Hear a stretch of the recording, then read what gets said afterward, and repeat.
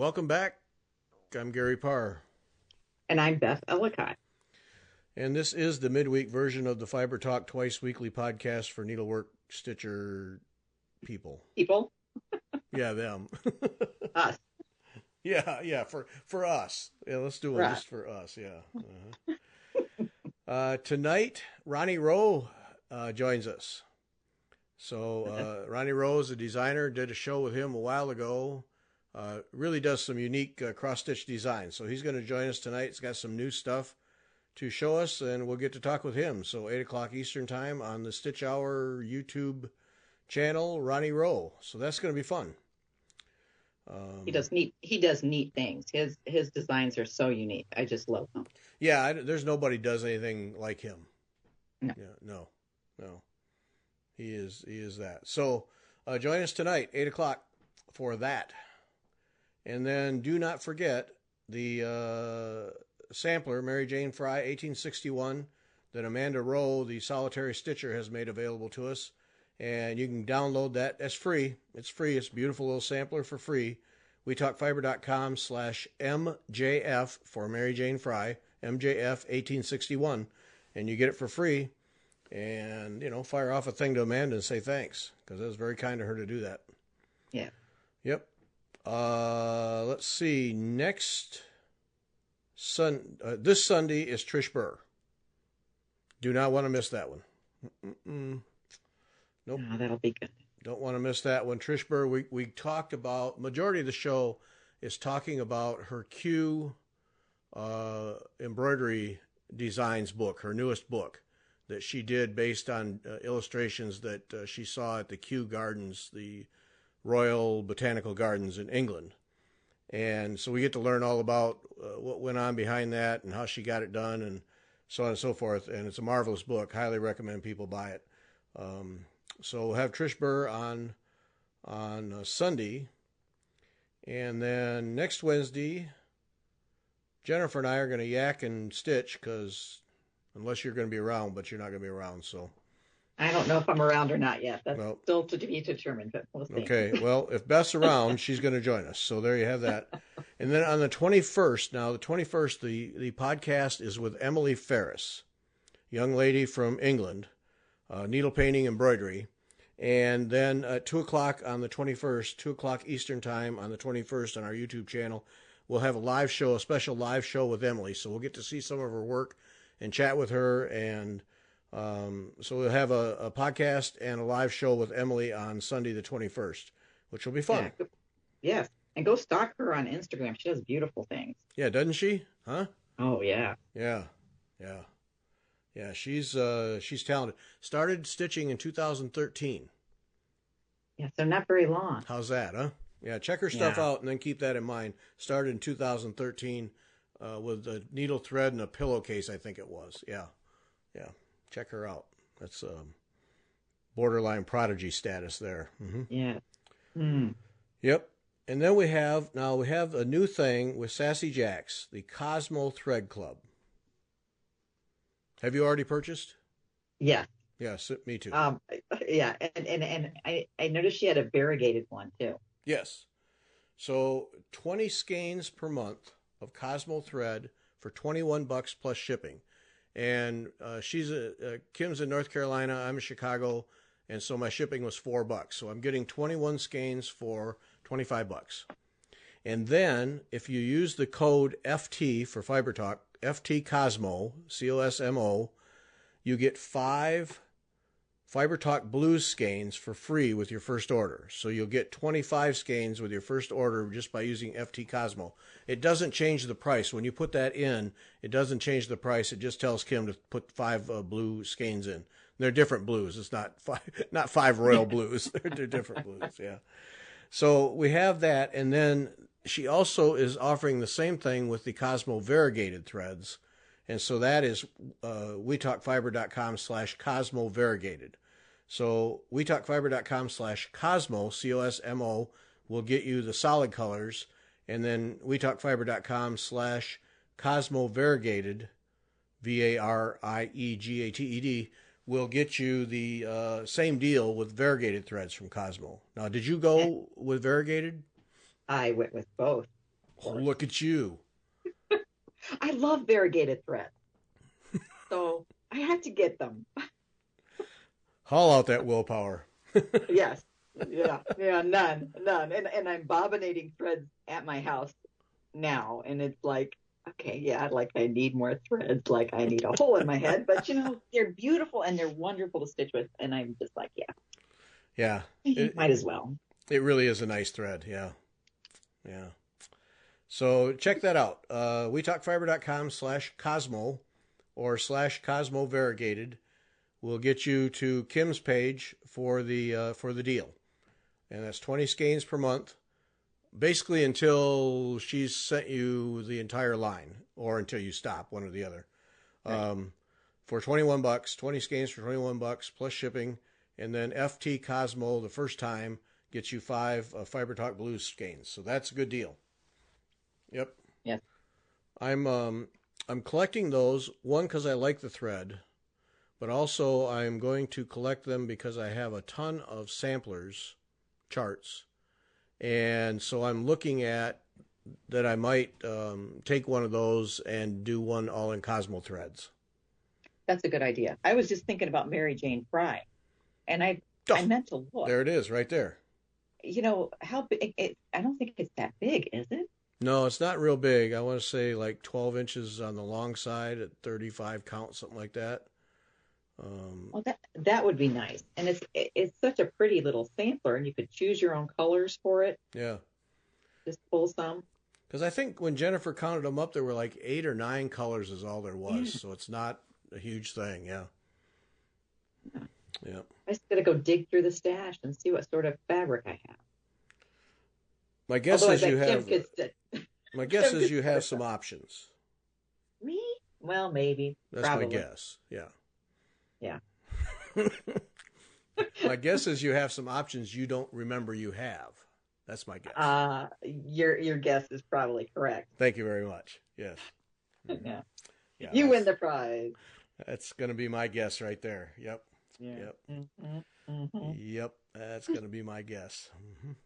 Oh, I forgot I had this. Yeah. Mm-hmm. Yeah. So there we go. That's a good deal from Sassy Jack. So hit Kim up for that, and get on the list to get the threads, get the Cosmo threads, start collecting them. It's a nice thread, and yeah, you won't regret it. No. There we go. They're just lovely to stitch with. Lovely. Okay, now sore subject is the 100-day project. Yeah. Because now we're a week plus from the start. The start was the 31st, and quite frankly, I'd forgotten. I didn't get started right away, and I'd forgotten. So now I see this in the notes. All right, I need to start even late. I need to start. So have you kept up? Yes. Of course you have. I have. Because it's only the first 2 weeks, when it gets hard is going to be come March. It's going to be the hard month to keep up with, to be honest. Mm-hmm. But I'm almost done with my first project for the 100-day project, which makes me extraordinarily happy. Wow. I'm stitching on gifts for family and friends because I had a whole bunch of things in my head that I wanted to do, and I never would take the time to work on them. So I've been stitching away. My daughter had a sweatshirt she wanted stitched. And I said, okay, that's my first project. So I've been embellishing a sweatshirt for a college student. So that's what you're going to do for your 100 days. You've got this list of gifts that you're going to work on. Right. And it's all stitching related. So my sons don't listen to this, so I can say this. There's an artist we follow. His name, I think, is Don Moyer. And his art is odd, to say the least, and they love it.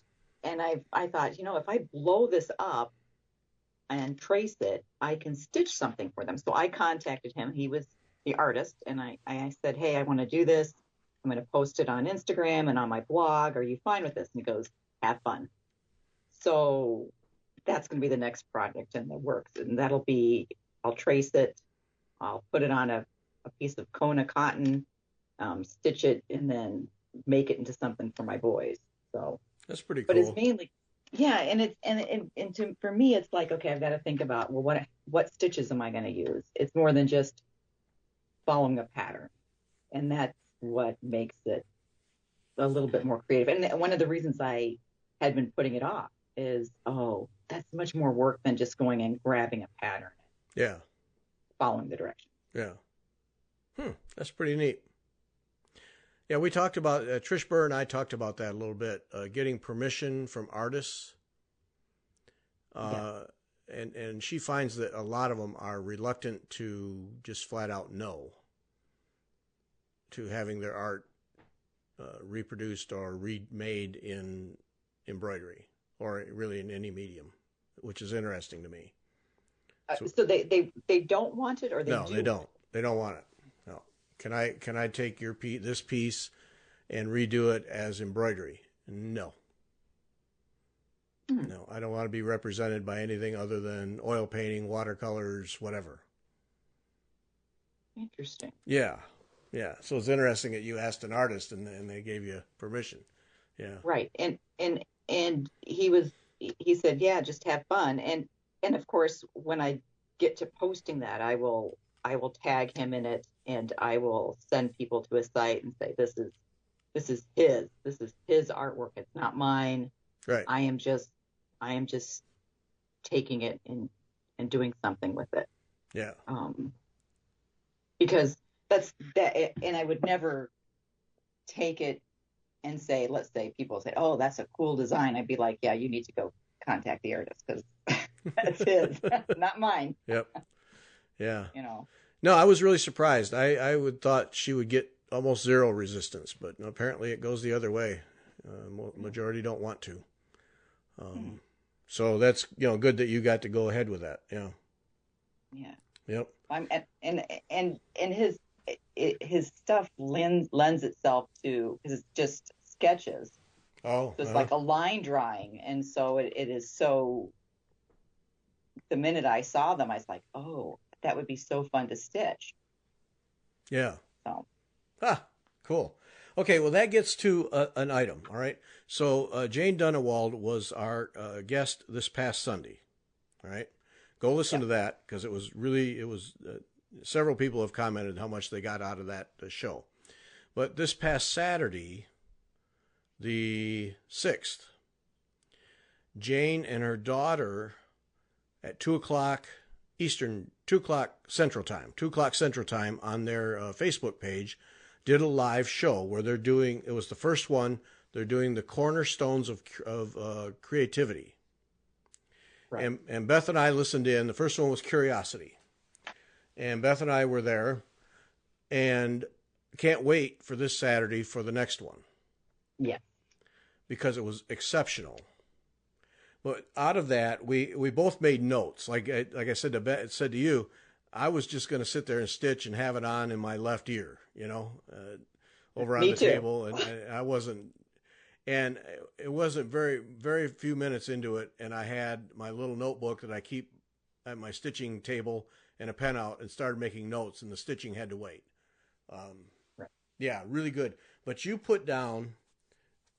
Well, we both made notes, so they're both on this sheet of things that we have to talk about.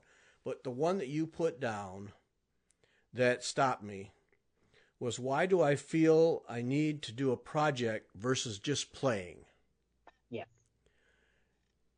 And she just, when she just, it struck a chord, because I thought, I have very few things that I've started that I'm just like, this is just play. It almost always has to be a project.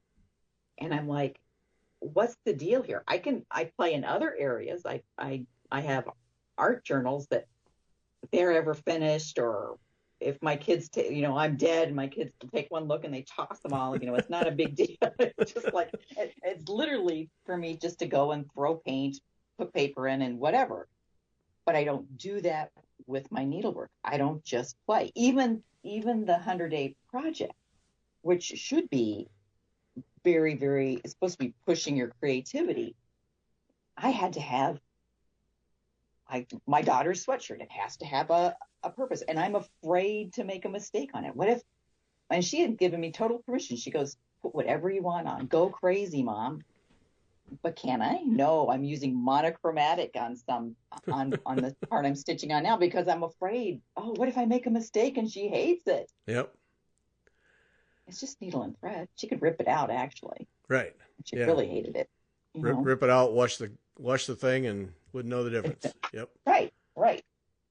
But see, that one really stuck with me because that follows up on the stream of consciousness stitching we were talking about here a couple of weeks ago. And I mean, I just stopped because where is it written that you must have a project? Right. And why do you feel compelled? Why? Why not just fiddle around and learn? Right. And the one time I did do that, I mean, I can see the project now, and people were like, someone had given me a piece of cloth. It had magenta circles on it. She hated it. I loved it. I grabbed it. And all I did on it was in the little circles, I did stitches. And the only rule I made was they had to be, I think I tried to do different stitches in each of the circles. Mm-hmm. And someone said, well, what are you going to do with it? I'm like, it's still living in my basement. Do with it. I did what I was going to do with it. I'm done with it. It's done. Yep. I don't have to do anything to it now. Yeah. That's the last time I remember playing with the project. It's not even a project. It was just a piece of cloth to play with. And see, I would suggest that maybe even 50% of our time, but certainly 30 to 40% of our time, we should be doing that. Just working on things, seeing how they behave, seeing how it comes out, trying different threads, all those threads that everybody has stacked up. Right. How does this thread look? How does this look next to this one? Learn about color behavior, learn about different stitches, all those things with no pressure to deliver a finished project that you can hold up and say, look at how cool that is. Right. So why don't we do that? I think it's, well, and I had someone ask me the other day, well, actually my mother-in-law, who's a wonderful, sweet lady. She saw me stitching on Anya's day and she said, so are you just going to work on that till it's finished? And I think it's that pressure from outside. And someone had asked me that about a month ago. They saw me stitching on something and said, so when are you going to finish that? And so there's this pressure to get those projects that we've started finished so we don't give ourselves permission to play. Right. Yet that's what is at the core of the hobby, is to enjoy and have fun and basically play. Right. Yet we strap ourselves down with a project and can't budge till that's done. Right. And it becomes to the point where, are you having fun? Is this fun? Or are you just trying to get through this project so you can start your next one? Right. And I'm like, in fact, we're working on that 17th century whitework sampler. Yes. And I've made a mistake and I have to go and rip out a whole section. And it's stopped me on that silly thing. Mm-hmm. And I'm like, okay, so I keep thinking about it. I'm like, okay, so do you like it? And I'm like, yeah, I like it. So why aren't you working on it? Well, because I got to go back and rip. And I don't know if I want to do the stitch. I'm even thinking of, it must be nuts, but changing it to the Montenegrin stitch instead of the stitch that's in there because I have grafts to stitch it that way. Yeah, that's borderline insanity, but whatever.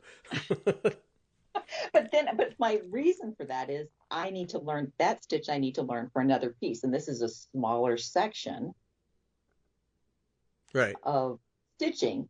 So for me, it would be, but again, it's a project. Why can't I just, I don't know. Yeah, why don't you just grab a piece of cloth and start doing Montenegrin stitches and up and down and around and twisted and everything else, and then when you get done, you throw it away because you learned something. Yeah, I don't know. Because that would be wasting my time. It wouldn't be working on my project. Yeah, but see, that's what's so silly about it is it's not wasting your time. You're furthering your skills. Right.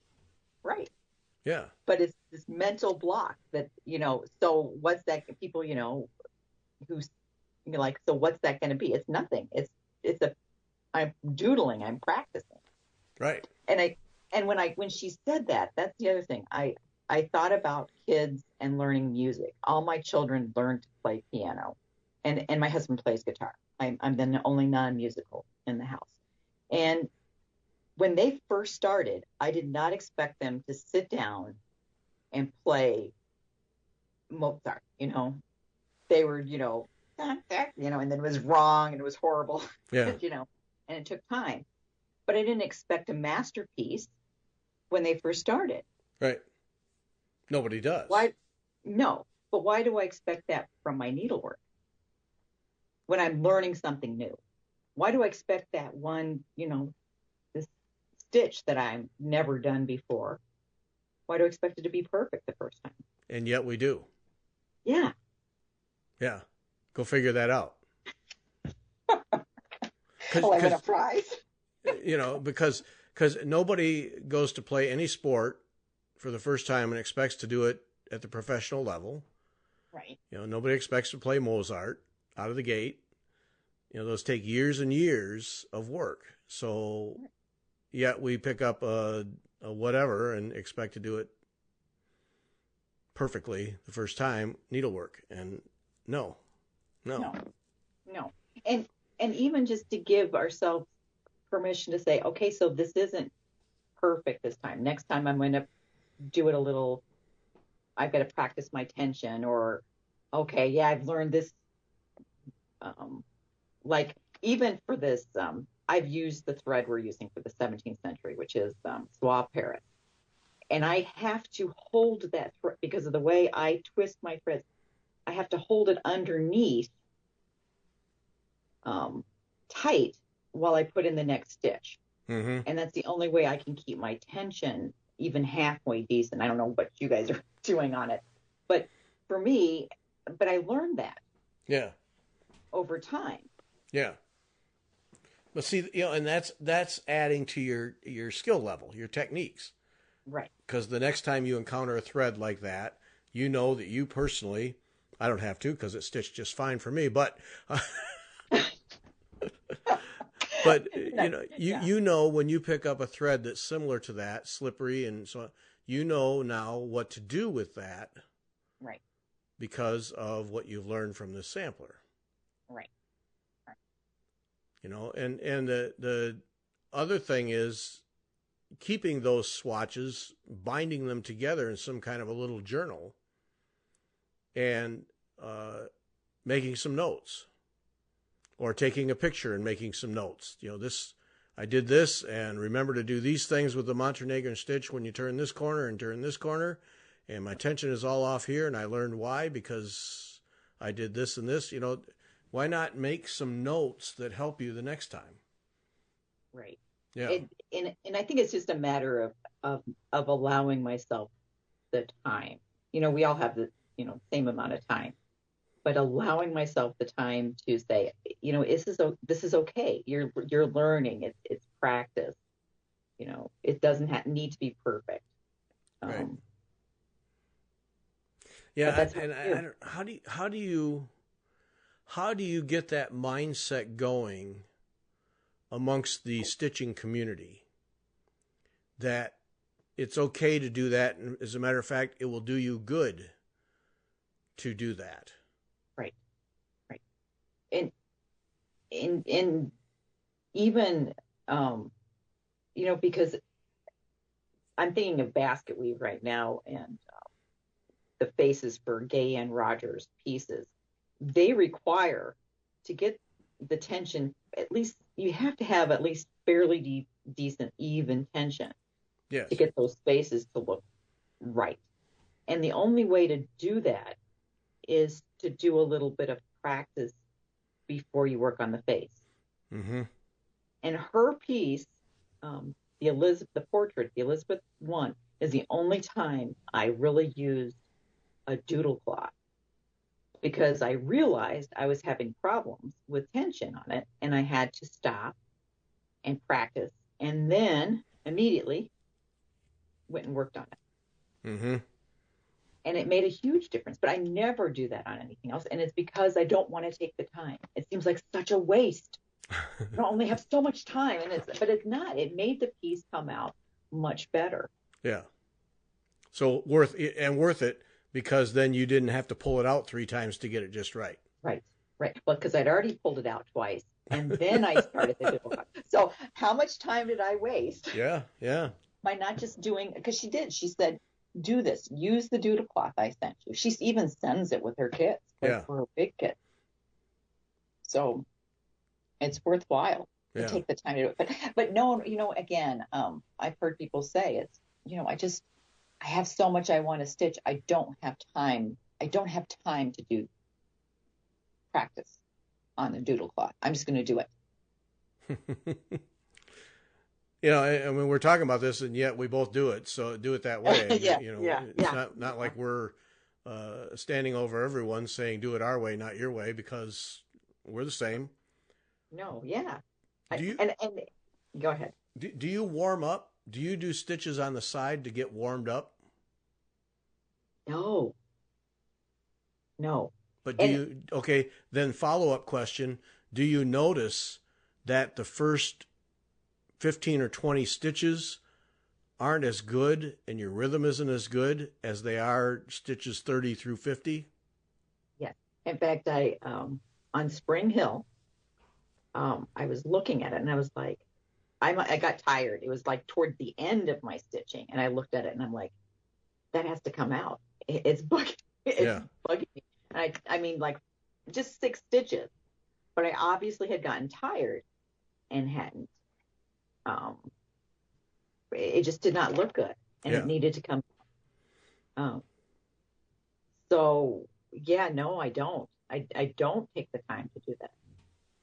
Because neither do I. I'm just, it's just the question. Neither do I. But see, there are ends of the spectrum in any stitching session where you're not as good at the beginning and you're not as good at the end. Mm-hmm. So can you be smart enough to warm up at the beginning to eliminate those bad stitches, and then smart enough to know when your eyes are starting to cross and you need to stop at the end to eliminate those bad stitches? Right.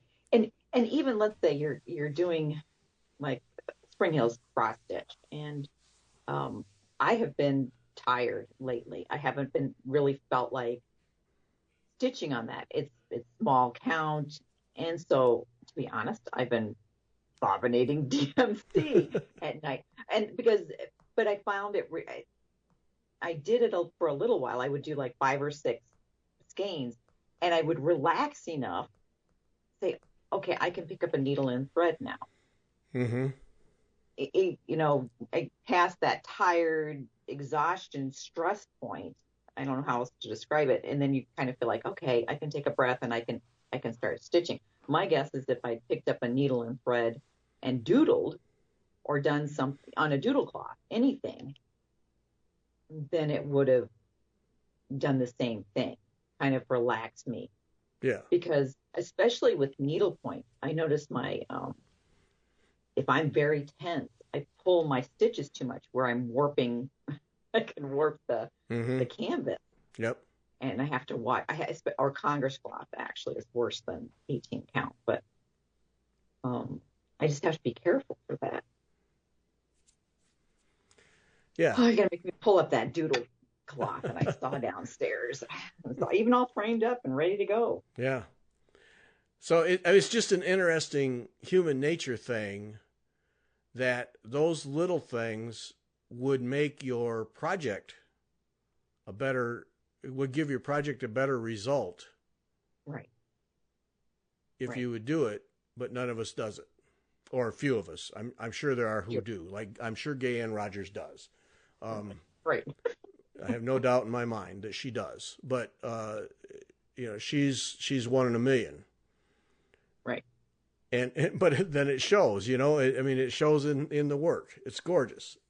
Right. Go ahead, study one of her projects up close. See, it's just perfection all the way across. Well, yeah, because she's put in her, what is it, 10,000 hours to really become, yeah, she's probably got 30,000 Yeah. hours in. Yeah. Yeah. Yeah. Right. And Yeah. and I think it's hard to take that time to do it, especially if you only have limited time, an hour or so. But even I think you're right. I think I'm going to have to try to remember to do that. I on Spring Hill has a huge margin around, and maybe even just have a needle piece threaded and just kind of put a few X's because my eyes adjust too Yeah. to There's that another 45 part. count. Yep. There's another part of it. Yep. And I know when I first start, I'm looking for my threads. I'm looking for, okay, where's the hole? Where am I supposed to go? But then after a while, it's like, oh yeah, there it is. Yep. And it doesn't take long at all. And that's the other part of it. There's huge margins. There's 3 inches on all 4 sides that are going to be covered by frame or cut off. Right. That we never make use of, yet there it is for us. Doodle cloth right there. Right. Yeah. And wouldn't that be fun? 100 years from now, someone opens your frame up and there's your doodling on the side. They're like, what in the world's going on over here? Just playing. Yeah. Just playing. Learning how to do this. Yeah, it was. Especially those Algerian eyes. Eyelets. They're going to need, because you'll need to. Those will definitely need to be practiced because you got to make sure you get the right tension on it. Right.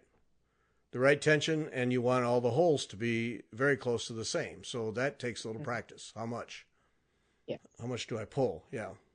Mm-hmm. Yeah, it's just interesting how we as humans get trapped in these things, and yet then we all you look at somebody like Gay Ann Rogers and go, wow, how if I could stitch like her? Well, you can. You just it just takes a lot, and it takes work, just like learning how to play Mozart. You gotta practice at it. But we don't view needlework as something you practice at to get better at. Yet, if you look back at schoolgirl samplers, what were those? Practice pieces. Right. Developing learning stitches. Yep. Yeah. Many of them very impressive practice pieces, but practice pieces nonetheless. Right. And I think too, you learn as you go. And that's the idea behind it, is to keep learning. Yeah. Well, yeah, to me, you and I are of like minds there. That's for me, what's fun about needlework is the opportunity to learn so many different things. Mm-hmm. And to try them and to experience them. But for some people, they're fine just doing ornaments, cross stitch ornaments till, the cows come home. And that's the hobby for them. And, more power to them. That's great.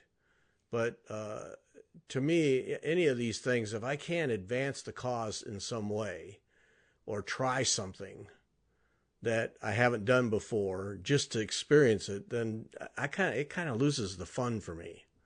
Right. And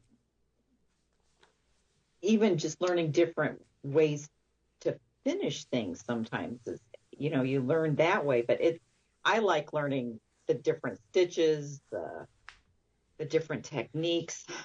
Yeah. And seeing what happens, what if I try this? Yeah. What if I, use a different thread, use more tension, less tension, whatever. Right. I like it. I like learning that stuff. Yeah, that even though I've only done 3/4 of a row, that's the 17th century whitework sampler thing that we're doing, is all of the stitches just in the first sampler, all the different things that you do in that one small sampler, and that's just the beginning. Right. And even within that sampler, look how many different things that we're doing with different threads. And it's a sampler. It's a learning tool. Right. And Beth shouldn't be tearing things out if they're wrong, because it's a learning tool. Well, the only problem is I have to tear out because it's I'm like, I don't think the little pansies will fit in there, right? Because I thought about leaving it. That was the other question. Should I just leave the silly thing in there? No, it's got to come out. So Yeah. sad. But see, okay, that's another thing. That's another thing. If you're going to do an educational class like that, and you're going to create projects, should there be a loose rule that says you can't tear it out? I think to a certain degree. I mean, I did rip. I ripped all of it out at one point. I started it. I got the first 3 rows in. I didn't. Every time I looked at it, I hated it, and I was like, okay, it's just got to come out. Mm-hmm. So I did. I ripped it all out, and I started again, and I love it now. I love the colors because I changed the colors on mine. But my problem is I don't think all the motifs will fit in to where I've made a mistake. So because it is a learning piece, that's why I keep thinking maybe I should just rip it out and practice my Montenegrin on there, because it is long runs of Montenegrin in it. And that would be good for me because I need to practice that stitch, and it'd be a place to practice it. And see, I'm going to come back to you with a Gay Ann Rogers. All right, you put it in wrong. What are you going to do to fix it and make it work? Rather than ripping it out, what are you going to do to make it work? How are you going to change those pansies so they fit? Well, I think the pansies will fit, but the leaves wouldn't fit. Maybe I should just put the leaves in. How are you going to? Yeah. Maybe, and then just keep moving on. Are you going to make a different leaf? What are you going to do? Now you've really challenged me, Gary. You've really challenged me. But see, now I'm glad I haven't ripped it out. But that's what Gay Ann would say to you. Yeah. Don't rip it out. What are you going to do to make it work? That's a good thought. Yeah. Because I dreaded ripping it out because I had gotten all the way to the other edge. When you get to an end of a band, something gets both edges, and I thought I was right, and then I was wrong.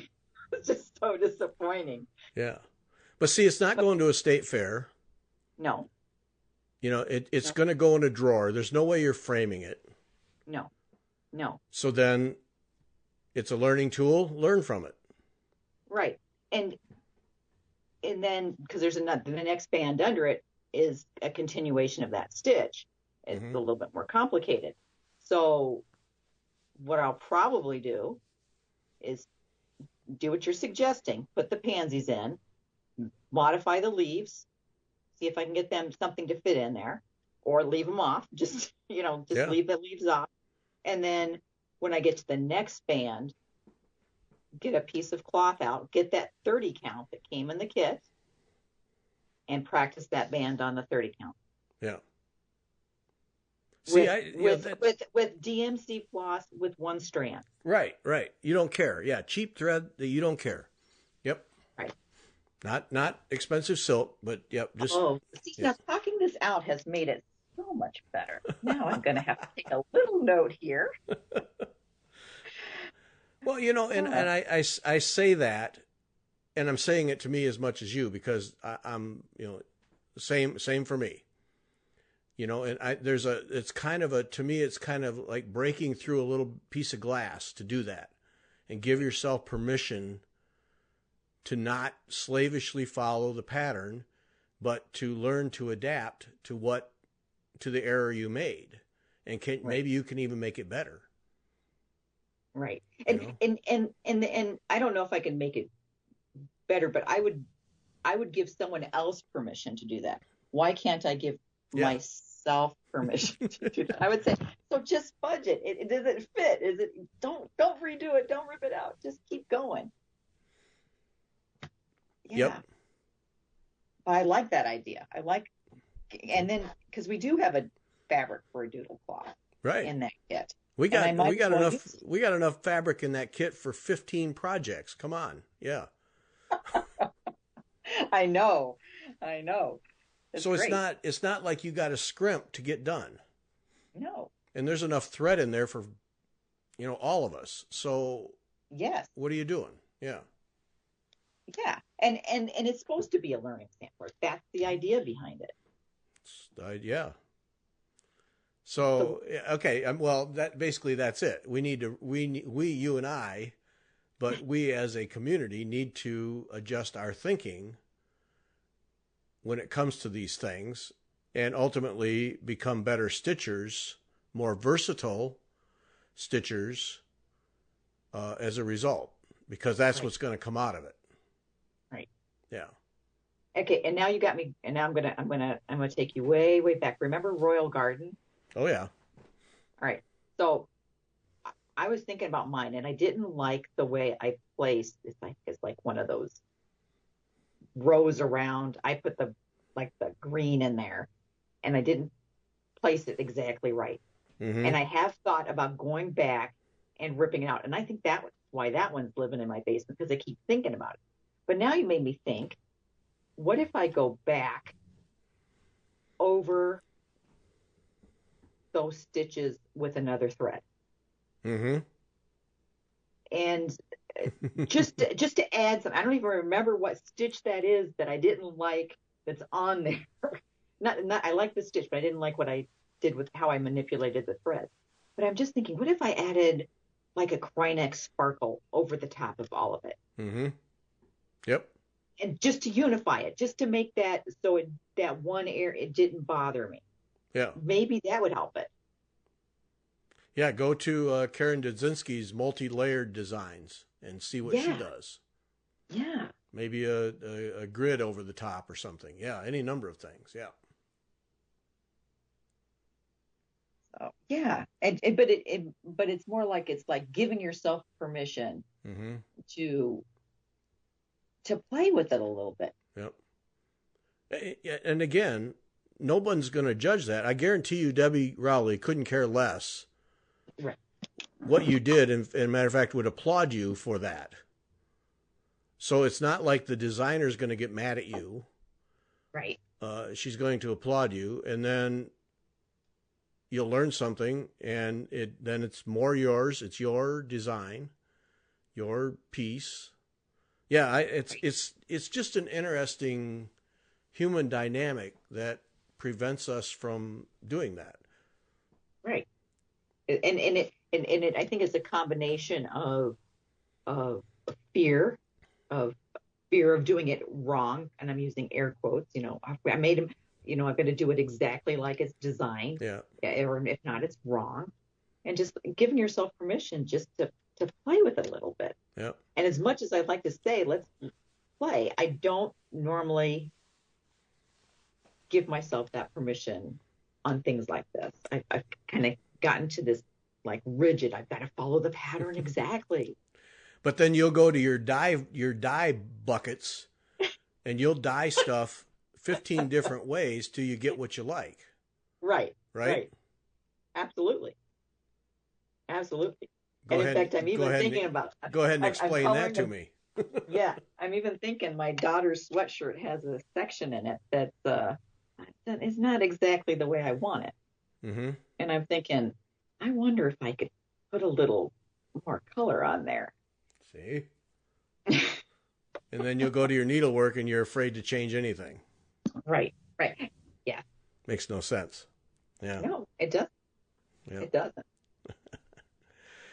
The other thing that the thing I took that really hit me, and what made me stop stitching and start making notes with Jane Dunewald's thing was the question of curiosity.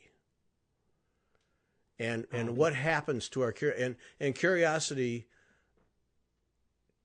defined as asking the question, what if? Right. And when does that stop? So like the first note I made was a statement that Jane made. We can become so certain of things that we're no longer curious. Mm-hmm. We sit there and make X's and follow a pattern like little robots.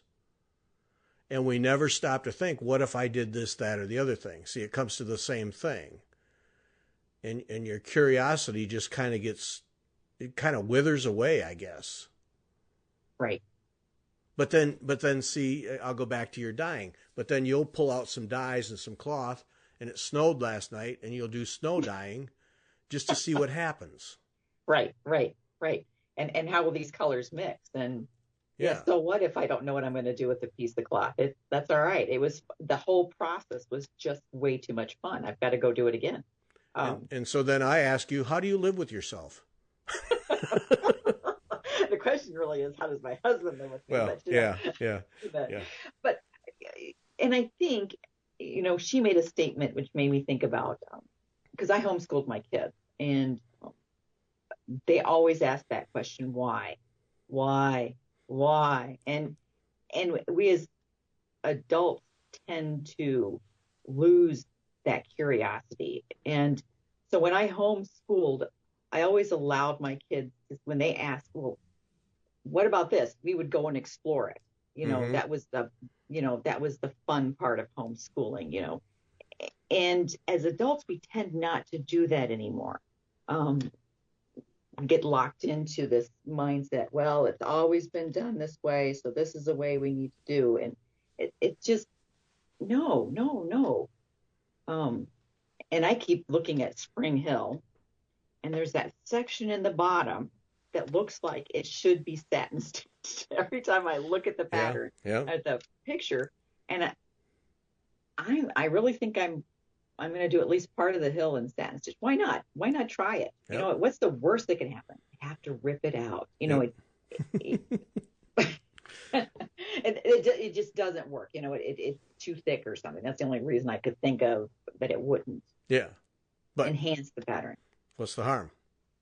Yeah. Right. And it should work.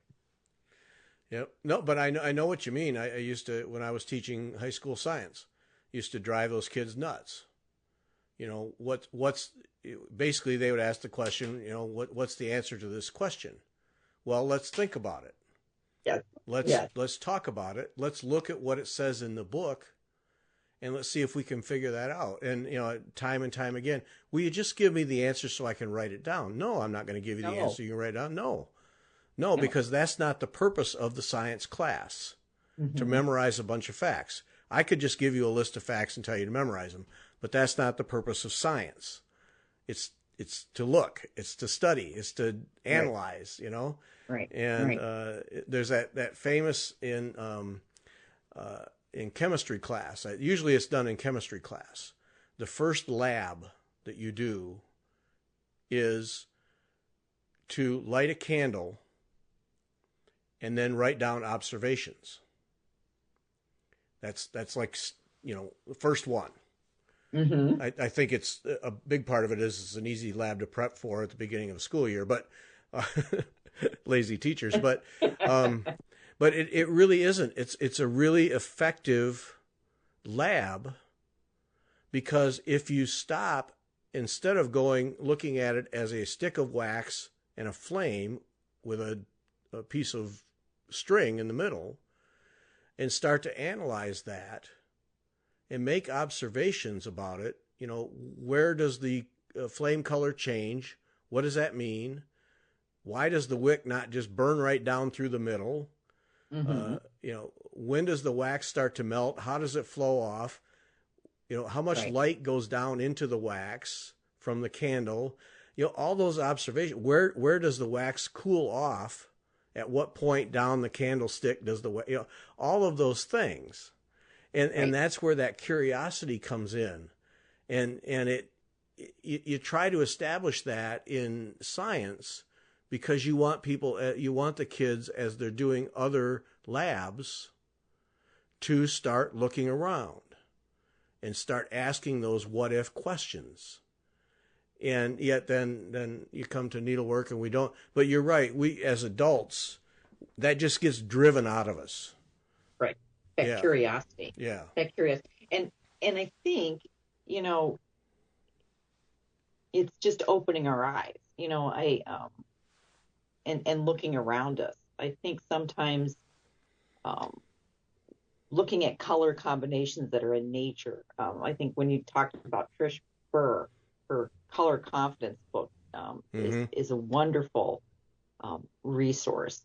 But you look at nature and you say, okay, why do those colors? Why am I drawn to those colors versus not so much to those? And applying that to your needlework, or um, trying different threads. I noticed that I always use, not always, most of the time, I use a single or two plies of DMC if I'm doing any sort of surface embroidery.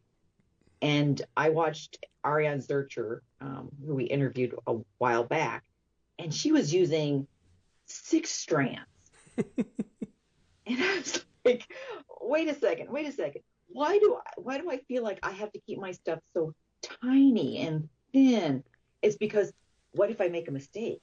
Then you won't see it as much. Then if it's a thinner thread, then if it's, and she's just like bold. Just do it. Just let the threads sing. And it made me stop and just think about that. Why don't I just play with the weights of my threads? Mm-hmm. Yep. And see, that's a fun experience. Why don't, do 1 strand, then 2 strands, and 3 strands. I mean, because I loved how DMC or the Cosmos, I can't wait till we get those in to play with those. How do they lay? How, if I do this stitch, if I do a detached chain versus doing a French knot with 6 strands, just those simple stitches and just playing with that. Why don't I give myself permission to do that? Like, I don't know. I don't know. I don't know. Yeah. Because it was, that whole session with Jane just got me, I mean, still now here, days after, still has me thinking about it. Because the other thing that that came up was the impact that peers have on your curiosity. Right. And I since then I've been thinking, the people who break new ground in anything, art, science, whatever it is, invariably they break new ground because they didn't listen to anybody. Mm-hmm. They didn't care what their friends said. They didn't care what their colleagues said. Their mind said to them, this is worth looking into. And they just went for it. And then people say, why didn't I think of that? Well, because you're too busy saying that won't work and don't do it that way. And we've always done it this way. Right. And that one person just ignored all the noise and went and tried and found new ground. Right. Yeah. And right. And we tend to get very rigid and like, this is the right way. This is the only way. But is it? That's not true. No. And our schools do that. They teach us that for 12, 14, 16 years, however many years you stay in school. You got to get the right answer. Well, in a lot of cases you do. In math, you do. Right. There's no question. In science, to a degree, you do. In English, yeah, there's a way to structure a sentence, and you need to learn how to do that. But then there's the other side of that is, all right, let's learn how to do what is generally accepted as the right way. And then once you master that, then go play. Right. Because you have that foundation and you know where home base is. Right. And always the what if question. What if I try this? What if I do it this way? What will work? Yeah. Yeah. And that curiosity, if you're not, well, and you're talking about groups of people, I think sometimes individuals, even if they're going on their own way, if they have encouragement on it, I think sometimes the right group of people around you who encourage you helps you to be more creative. Yeah. I have a group of friends when we get together, before long, we're just bopping ideas off of each other. Let's try this. Let's get together and play with this. Let's do this. And then I can't stop thinking about things I want to try and play and do. Right. and I think that makes the difference, Yep. too, And having that encouragement. yeah, and the role of parents is huge. Yes. Because I can't tell you how many designers I've talked to, and it either comes up directly or indirectly, that they had parents, supportive parents, who let them take a shot. Mm-hmm. And of course, if you're a teacher for very long, and you have, there's always really good kids, and there's a whole bunch in the middle somewhere in a spectrum, and then you have some troublesome kids. Why is this kid like this all the time? Meet their parents. Right. Because you'll have your answer in a heartbeat, and good or bad. And but yeah, several designers, you can tell their parents put before them opportunities to explore and let their minds go to work without always putting a roadblock up. Right. And right. the end result is then they find a way to express themselves that's quite striking. Yeah. Right. And I think too, sometimes with having the right tools, giving your kids the right things to use, and allowing them to use them. My daughter was talking when she was home. She goes, I never realized how lucky I was that we always had art supplies around. And I did. If she wanted to play with something, she's like, yeah, I'm really curious about this. We would go and use our 40% off coupon and go buy oil pastels, and we'd play with oil pastels for a while. Or with the library, our local library had a lot of supplies, and we would go and play there. And I think those being able to just have those materials and play with them and not letting them be sacred. I think Jennifer Closton said something, use what you have. Yes. And so did Jane Dunwalt. Start where you're at and use what you have. Right. And Jane Dunwalt said it too. We have all these tools in our studios. Why not use them? Mm-hmm. And as needle artist, I'm a thread collector. I love threads. So why don't I use them?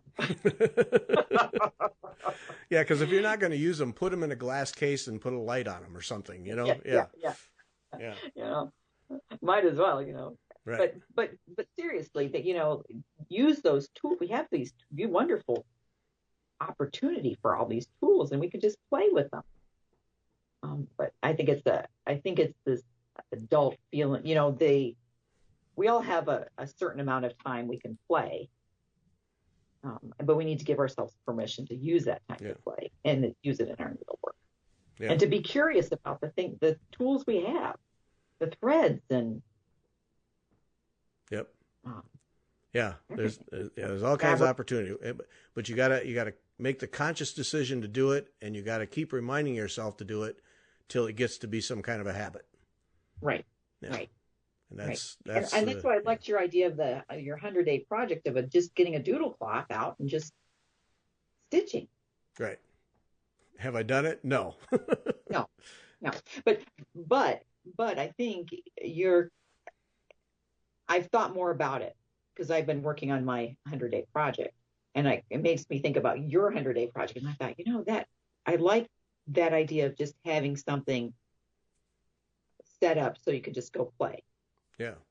And I think when I finish this 100-day project, that might be my next one, because it would be a good one just to say, okay, I'm going to just pull out a few threads and see what I can do with these. Yep. And we all have the threads. We have the threads. And I have the fabric. Yep. We all have them. So, okay, well, there we go. Maybe we generated some thought-provoking things there. I don't know. I hope so. Maybe you and I need to set the example. Yeah, right. For the people. So we're gonna pull out a doodle cloth. Yep. And do something on it. Anything. Do something on it. Anything. Anything. Well, actually, I'm gonna pull out a 30 count piece of fabric, and I'm gonna be seeing if I can figure out that silly stitch on it. Okay. That'll be my doodle. All right. That'll be my first doodle. We'll look for the posts. All right.